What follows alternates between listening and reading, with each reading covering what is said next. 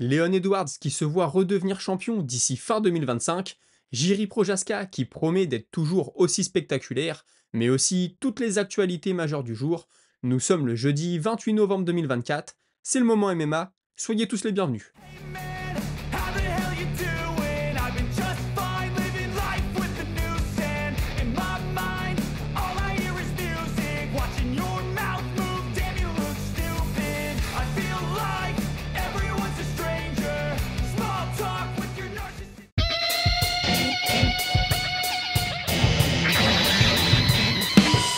Kai Asakura qui sera main event de l'UFC 310, challenger à la ceinture des flyweight face à Pantoja, pour sa première apparition seulement dans la Big League, a déclaré que lorsqu'il avait signé avec l'UFC, on lui avait promis un adversaire du top 3. Les événements ont finalement fait qu'il se retrouve à avoir sa chance pour la ceinture directement. Il pense d'ailleurs que c'est entièrement mérité au vu de son palmarès et estime même que ce serait une bonne chose pour l'organisation s'il venait à s'emparer de la ceinture. Il fait allusion au fait que le champion actuel a déjà affronté et même battu plusieurs fois une grande partie de ses prétendants. Ce serait donc l'occasion d'avoir un nouveau narratif dans la catégorie. D'après lui, son avantage par rapport à tous ceux qui ont essayé de s'emparer de la ceinture face aux Brésiliens, c'est que lui est capable de capitaliser sur la moindre erreur de son adversaire et de le mettre KO. Une grosse interrogation autour de ce combat, c'est va-t-il réussir à faire le poids, lui qui combattait jusqu'à maintenant dans la catégorie supérieure. Il a tenu à rassurer tout le monde en expliquant que c'est un petit poids coq, qu'il a déjà combattu en flyweight et qu'il ne va pas couper plus de poids que ses adversaires. Jiri Projaska est très heureux d'affronter Jamal Hill, il voit ce combat comme une belle occasion de se rapprocher de la ceinture. Il sait l'américain très puissant avec ses poings et pense que la clé du combat pour lui sera le mouvement et nous promet d'être très agressif, de garder ce style qu'on lui connaît tout en l'améliorant afin de ne pas reproduire les erreurs du passé qui lui ont coûté quelques combats maintenant.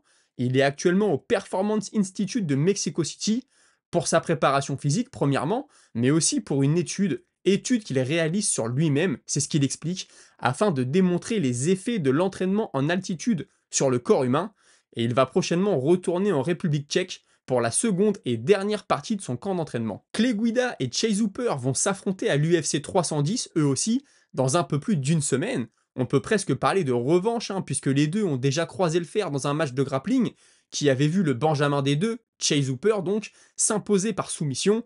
Forcément, Clay Guida a confié que même si la victoire était sa priorité, s'imposer à son tour par soumission serait un plus.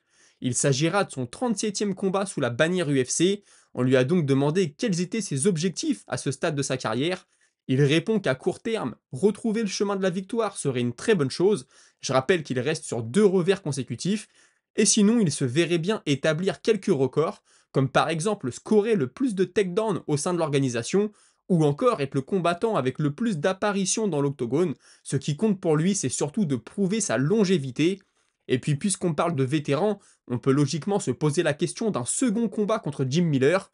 Mais il a été catégorique, Jim est un ami maintenant et l'affronter n'est pas du tout dans ses plans. Par contre, il est prêt à affronter n'importe quel type d'adversaire, jeune ou vieux. Et puis il avoue beaucoup aimer le style de Hooper et être heureux de combattre à l'occasion d'un pay-per-view, même si pour l'instant il semblerait qu'il soit en prélim.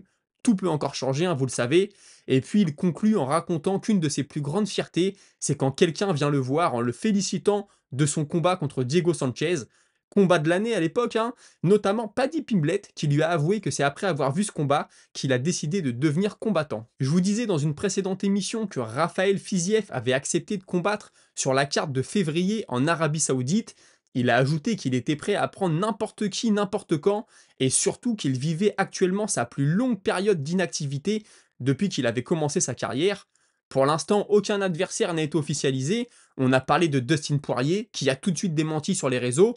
Pourtant, c'est un combat qui l'aurait beaucoup intéressé, au vu du prestige de l'Américain. Il assure qu'il n'aurait pas fait les mêmes erreurs que face à Justin Gaethje d'ailleurs, et qu'il se serait présenté dans la cage avec une stratégie différente. Maintenant, le combat qu'il veut vraiment, c'est face à Gamrot. Il veut se tester face à un lutteur, sentir la pression du lutteur, comme il dit, et puis forcément terminer ce combat qui avait dû s'arrêter précipitamment la première fois, puisque je rappelle qu'il s'était blessé assez tôt dans le combat. D'ailleurs, Gamrot a répondu sur les réseaux sociaux qu'il était partant, donc allons-nous voir ce combat, je l'espère. On lui a aussi demandé qu'est-ce qui avait changé pour lui aujourd'hui. A-t-il ajouté quelques techniques à son arsenal?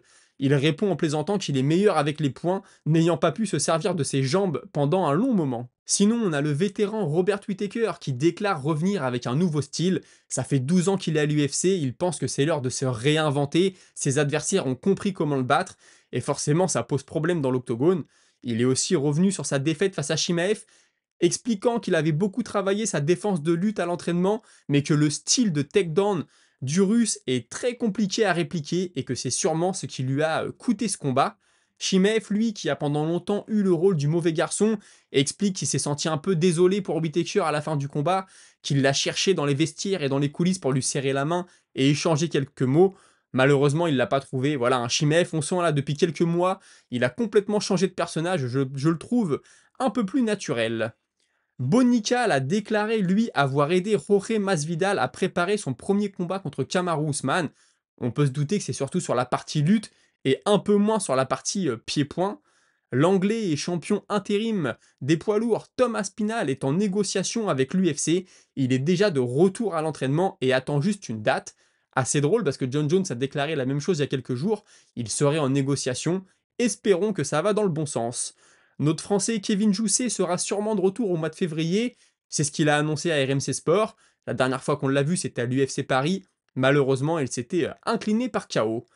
Chez les poids légers maintenant, le manager d'Islam Makhachev annonce qu'il n'a toujours rien signé pour affronter Arman Tsarukyan. Pourtant, on parle de plus en plus de ce combat pour le mois de janvier. Espérons que ça se fasse parce qu'ensuite on a le Ramadan qui va arriver. On sait que Makhachev n'y combattra pas. Est-ce qu'il a déjà démarré un camp d'entraînement? Je ne sais pas.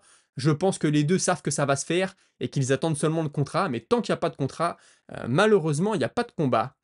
On monte d'une catégorie maintenant et l'ancien champion des poids welter, Leon Edwards, y croit encore. Il pense pouvoir récupérer sa ceinture. Il déteste perdre, hein, c'est ce qu'il dit. Et il pense que fin 2025 sera le moment parfait pour être de nouveau couronné. Un peu d'annonce de combat maintenant et Terence McKinney, qu'on a vu pendant un temps comme un futur potentiel gros nom de la catégorie. Bon, ça s'est vite arrêté malheureusement. Va affronter Damir Hadzovic, pardon pour son nom, à l'UFC en Arabie Saoudite le 1er février. Et sur cette carte, on aura aussi Saïd Nurmagomedov face à Vinicius Oliveira. Un gros combat maintenant, striker contre grappler, Kevin Holland contre Rainer Derrider. Derrider a fait ses débuts il y a quelques semaines face à Gerald Meerschert. Il n'avait pas vraiment convaincu. Moi, en général, quand on a un combat striker contre grappler, j'ai toujours tendance à y aller avec le grappler.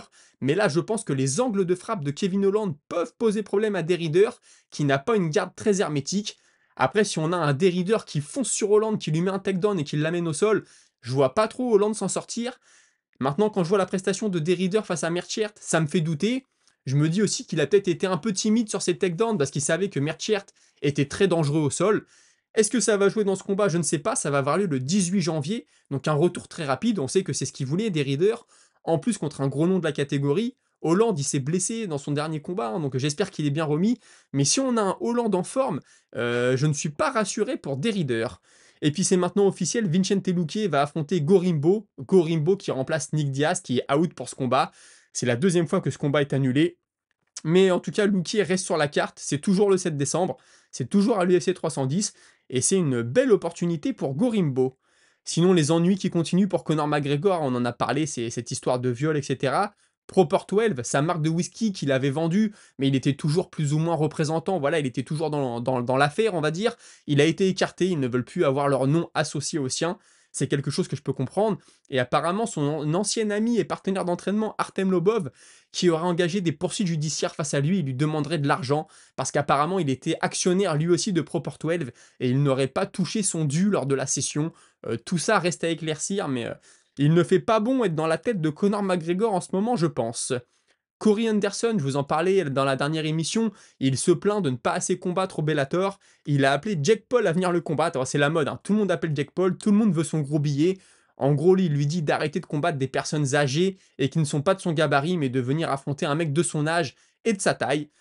Pas sûr que ça trouve écho, mais bon, les deux maintenant sont sous bannière PFL. Alors il a raison de tenter sa chance. Un petit crochet par la boxe anglaise maintenant.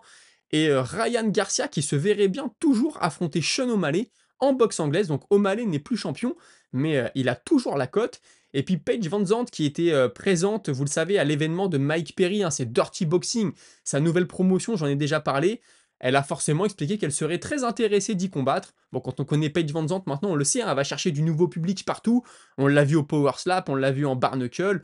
Pourquoi pas la voir là-bas? Écoutez, elle expliquait qu'elle aurait aimé être la première femme à combattre. Malheureusement, il y a déjà eu un combat féminin, donc c'est fini. Ça ferait un beaucoup de pub à Mike Perry parce qu'elle est quand même populaire sur les réseaux sociaux. Les gens qui la suivent pourraient s'y intéresser. Et puis elle toucherait certainement un nouveau public. Écoutez, j'espère que vous appréciez l'émission. N'hésitez pas à liker, vous abonner, commenter. Et en parlant de commentaires, on passe tout de suite à votre moment avec la Minute Auditeur. Et on commence avec Christopher Johnson, qui m'a fait plutôt sourire avec son message. BSD s'est tiré une balle dans le pied tout seul, plutôt ironique pour un ancien des forces spéciales. Il a trop le melon et il aurait jamais dû lâcher Warren. Il a même osé dire qu'il était venu sans game plan contre Moïcano. Venir sans game plan, c'est une chose, mais oser le dire à la télé alors qu'il était main event à Paris, c'est une dinguerie. Mais je trouve qu'il fait tout ce qu'il faut pour saboter sa carrière. Au moins, il a sa BD autobiographique pour s'assurer un revenu confortable. Bah, c'est vrai que Benoît Saint-Denis, il est sous le feu des critiques, hein, en ce moment. On préférait le voir au top dans sa carrière sportive. Espérons qu'il rebondisse, mais c'est vrai que là, on a l'impression qu'il va falloir changer quelque chose. Ensuite, on a Kameda qui me dit: «Jamal Hill, il était vu comme le nouveau talent, il a tout détruit, il est devenu champion, il était respecté car il a lâché sa ceinture pour pas bloquer la catégorie et il est revenu en jouant un personnage détestable. Ça se voit tellement que c'est pas naturel en plus». C'est vrai que Jamal Hill pour l'UFC 300, j'avais fait un petit dossier sur lui. Quand tu vois son ascension, bon, il y a la défaite contre Paul Craig, mais sinon c'est impressionnant. Il a vraiment ultra dominé ses adversaires, quasiment sans être en danger. Et là, tout semble changer. Est-ce qu'il est revenu un peu vite contre Pereira à l'UFC 300? On a l'impression quand même. J'avais entendu Eric Cara dire qu'il l'avait croisé, je crois que c'était au Performance Institute, qu'il était vraiment très gras quelques semaines avant le combat, qu'il n'avait pas l'air totalement remis. L'UFC lui a sûrement promis un gros billet, puis voilà, peut-être des conditions. Donc il est revenu. J'espère que ça va pas lui coûter le reste de sa carrière. Jinko d'Autriche qui me dit: «Maintenant qu'on a un Hollande Derrider», la news est tombée juste après la parution de ta dernière vidéo, c'est vrai, j'ai pas eu de chance. Un Roman Dolidze contre Bonical serait effectivement un duel à faire. Pourquoi pas? Pourquoi pas? Ça ferait peut-être du sens, hein. Dolidze en plus a appelé Bonical. C'est peut-être pas encore un assez gros nom pour l'UFC, mais d'un autre côté, Bonical, vu sa dernière performance, tu peux pas non plus lui mettre une superstar en face. Donc Dolidze, Bonical, pourquoi pas? Ensuite, on a Samuel Francin qui me dit: «Pour toi, quel serait le meilleur adversaire pour la dernière de Poirier?» Perso, je pense que Hooker est le combat qui fait le plus de sens. En plus, le premier combat était une guerre magnifique à regarder, je veux voir ça. Oui, Hooker, ça fait du sens, pourquoi pas? Maintenant, au fond de moi, je vois plutôt un Poirier-Guedji, ce serait la troisième, ils sont à un finish chacun. Je pense que ça fait beaucoup plus de sens, même si Hooker, ça en fait aussi, mais là, je pense que l'histoire serait vraiment, vraiment très belle. Et puis sinon, on a TNSN qui me parle. Vous savez, je vous disais que les combattants du PFL Bellator se plaignaient de ne pas combattre assez souvent. Il rebondit là-dessus. Il me dit: si tu fais un ratio monnaie-combat, le PFL doit être à 1,5 voire 2 fois plus haut que l'UFC. Je pense pour les combattants lambda, et pour 2 combats à l'UFC, un gars du PFL en fait un. Donc ça doit être environ équivalent. Écoute, c'est possible, hein, c'est peut-être, j'ai pas les détails. Maintenant, peut-être aussi que quand les mecs signent, on leur dit: «Ouais, t'inquiète pas, tu vas combattre 2-3 fois l'année», et puis arrivé là, il y a pas d'horizon. Après, j'ai l'impression que ce qui les gêne, non seulement c'est de pas combattre, mais de pas avoir d'horizon. On leur dit pas: «Écoute, bah, tu vas combattre dans 3 mois, dans 4 mois», non, il y a rien qui se passe. Donc les mecs, ça doit les stresser un peu quand même. Puis comme j'ai dit, ils ont besoin d'argent pour vivre. Espérons que tout ça se règle, de la bonne façon. Écoutez, merci d'avoir suivi l'émission. On se retrouve très prochainement pour une nouvelle vidéo. Passez une bonne soirée. Salut!